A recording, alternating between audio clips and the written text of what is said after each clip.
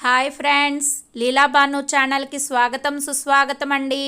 ఈరోజు ఒల్లూరుపాలెం గ్రామంలోని రెండు ఏటికి మధ్య ఉన్న పోతురాజు స్వామి లంక దిబ్బ అంటారు, పోతురాజు స్వామి గుడి అండి. ఈరోజు మనం వీడియోలో ఈ పోతురాజు స్వామి గుడి దాని యొక్క విశిష్టత గురించి తెలుసుకుందాము. ముందుగా ఈ గుడి దగ్గరికి వెళ్ళాలి అంటే ఒల్లూరుపాలెం గ్రామంలో దిగిన తర్వాత మనం ఏరును దాటి మధ్యలో ఉన్న లంక గ్రామానికి వెళ్ళాలండి. ఇప్పుడు మా వారు వెళ్ళింది వర్షం పడడం వల్ల ఒక 1/2 కిలోమీటర్ వరకు బురదగా ఉంది. అక్కడ నడుచుకుంటూ వెళ్ళారు. అక్కడ ఉన్న పోతురాజు స్వామి అండి, ఆయనకి మనమే అలంకరణగా చేసుకోవచ్చు.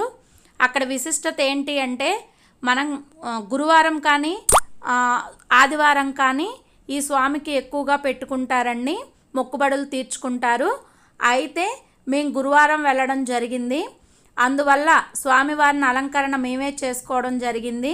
స్వామివారికి మొక్కుబడిగా 5 బిందులు కానీ 7 బిందులు కానీ 9 బిందులు కానీ 11 బిందులు అట్లా లెక్కగా మనం ఎన్ని బిందులు అయితే మొక్కుకున్నామో అన్ని బిందులతో స్వామివారిని కడుగుతారండి. ఇప్పుడు మీరు చూసింది స్వామివారిని కడిగినది. తర్వాత మనమే స్వామివారికి అలంకరణ చేసుకునే భాగంగా మనము ముందుగా స్వామివారికి పసుపు రాసుకుంటున్నామండి. స్వామివారికి అలంకరణలో చక్కగా పసుపు రాయాలి. మనం ముఖానికి మాత్రం పసుపు కుంకుమ అంటనీయకూడదండి. ఓన్లీ ముఖానికి నువ్వుల నూనె మాత్రమే రాయాలి. పసుపు మాత్రం చక్కగా ఉన్నదానికి మొత్తం కూడా రాయాలి. అక్కడే పక్కనే గంగానమ్మ తల్లి త్రిశూలం కూడా ఉందండి. దానికి కూడా మనం చక్కగా పసుపు రాసుకుని చుట్టూ పసుపు రాసి బొట్లు పెట్టుకోవడం అనేది జరుగుతుందండి. అలంకరణ మనం చేసుకునే అదృష్టం చాలా అరుదుగా దక్కుతుంది. ఆదివారం ఎవరైతే పొద్దున్నే వెళ్ళి చేస్తారో వాళ్ళొక్కళ్ళకే దక్కిద్దండి. నిన్న మనం గురువారం చేసుకోవడం వల్ల ఈ అవకాశం అనేది మనకు కూడా దక్కడం జరిగింది. పోతురాజు స్వామి మనకి చాలా విశిష్టత గల స్వామి అండి. ఈయన అక్కడ ఎలా వెలిశారు అంటే మనకి నదిలో ఈ విగ్రహం కొట్టుకురావడం జరిగింది. మనకి ఏరొచ్చినప్పుడు పడవ అనేది వెళ్తుంది కాబట్టి ఆ పడవ వెళ్లకుండా విగ్రహం ఆపేసిందండి. అప్పుడు ఎందుకు ఈ పడవ ఎందుకు వెళ్ళడం లేదు అని చూస్తే విగ్రహం కనిపించింది.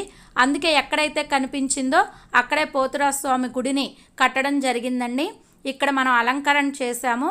ఈ పంచి మనం తీసుకెళ్ళామండి స్వామివారికి, పంచి కండవ.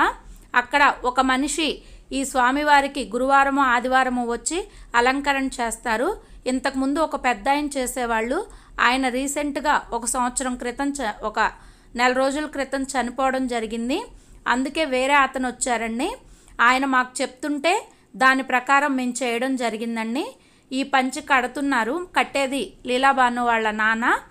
ఈ పంచి కట్టి చక్కగా మనం తీసుకువెళ్ళిన కండవా వేసి అలాగే జన్యం కూడా వేశారండి.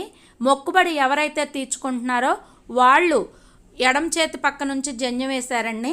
మొక్కుబడి లేని వాళ్ళు కుడి చేతి వైపు నుంచి ఈ జన్యం వేయడం అనేది జరిగింది. ఇప్పుడు ఆయన స్వామివారికి నుదుటున నామం పెడుతున్నారండి, నిలువు నామం పెడుతున్నారు. స్వామివారికి చక్కగా నువ్వుల నూనె చక్కగా పూసి దూదితో పూయాలండి. నువ్వుల నూనె కూడా మనల్ని కూడా చక్కగా నువ్వుల నూనె ఒక్కొక్కళ్ళని కేకేసి మనతో కూడా నువ్వుల నూనె రాపిచ్చారండి. నిలువునామం పెట్టారు, మీకు కనిపిస్తుంది.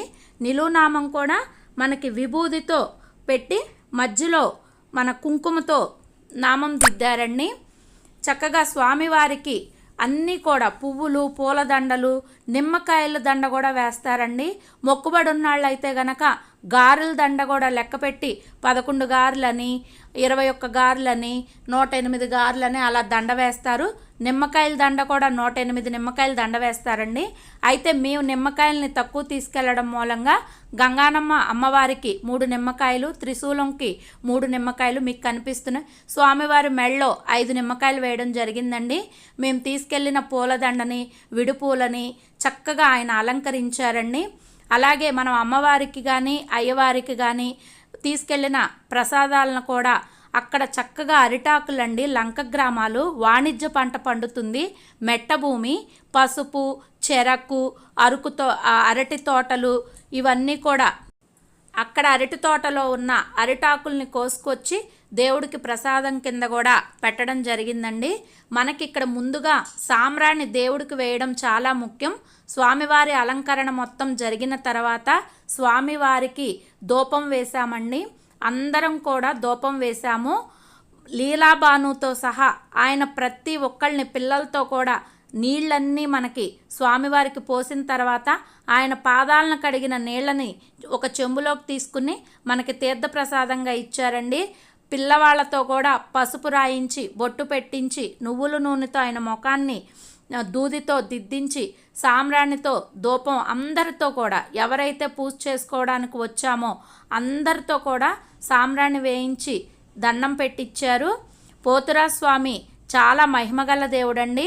అక్కడ పంటలు పండించుకునే రైతులందరూ కూడా ఏ విధమైన నష్టము జరగకోకుండా పంటలన్నీ చక్కగా పండి చేతికి వచ్చిన తర్వాత సంవత్సరానికి కానీ 3 సంవత్సరాలకు కానీ వాళ్ళు మొక్కుకున్న మొక్కుబడుల్ని విశిష్టతగా తీర్చుకుంటారు. చుట్టుపక్కల గ్రామాల వాళ్ళందరూ కూడా వస్తారు. ఇక్కడ పూజ చేపించే ఆయన కూడా నిన్న మనకి చినవోగరాల నుంచి వచ్చారండి. ఇప్పుడు చూస్తున్నది మా మామయ్య లీలాబాను వాళ్ళ తాతగారు. మీకు గుడి చుట్టుపక్కల ప్రదేశం చూపించాలని ఈ వీడియో తీయడం జరిగింది. లంక గ్రామం అంటే అటు ఏరుంటుంది ఇటు ఏరుంటుంది, మధ్యలో దిబ్బ ఉంటుంది. ఈ దిబ్బని పోతురాజు దిబ్బ అంటారు. మేము పాలు పొంగించడానికి ఎంత అవస్థ పడామో చూడండి. నిన్న వర్షం పడడంతో సన్నటి జల్లు పడుతుంది. ఓపెన్ ప్లేస్ అవడం మూలంగా బాగా గాలి వస్తుంది.